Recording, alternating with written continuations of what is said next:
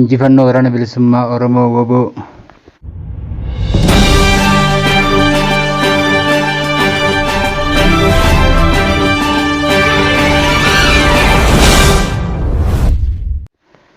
Injifannoo buufata filannoo dirree Iicinnii. Buufatni filannoo dirree Iicinnii barbadaa'ee jira. Oromoo biratti sobni safuudha. Kanaaf filannoo sobaa hin hayyamnu. WBO duraa gorii, WBO'n haa waaru.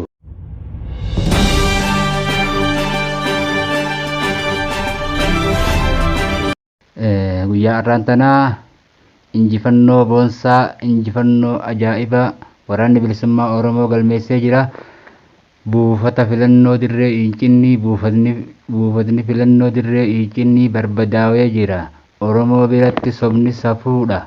Kanaaf filannoo sobaa hin hayyamnu. WBO'n haa waaru. WBO duraa gorii. Injifannoo waraana bilisummaa Oromoo zoonii kibbaa konyaa Gujii Bahaa Cibirraa Laga Dambii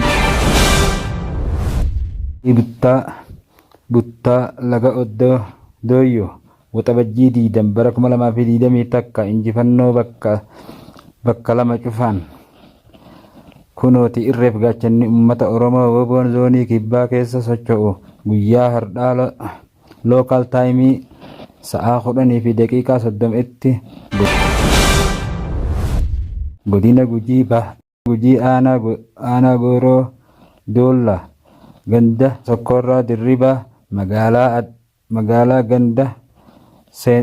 ganda seentee buufata filannoo sobaa gubdee barbadeessee milishaa achi jirtu achi keessatti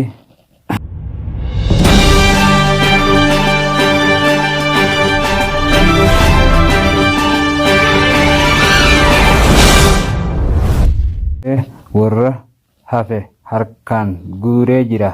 Injifannoon walfakkaatuun godina Gujii Bahaa aanaa Gooroo Doolla ganda Buttaan Oddoo Dooyyoo magaalaa ganda seenee buufata filannoo sobaa ibiddaan daaraa godhee warroota PP keessaa baasee magaalaa keessatti dhiichisaa jiraachuu hanga ammaatti sa'aatii 10 seennee hanga halkan sa'aatii 3tti magaalaa keessatti dhiichisaa jiraachuu maddeen ifoomsanii jiru. Injifannoon itti fufa. Filannoon sobaa hin jiru. Hidhannoo qawwee malee sobaa ni fashaleessina. Gadaan gadaa xumura gabrummaa. Injifannoon uummata Oromootiif.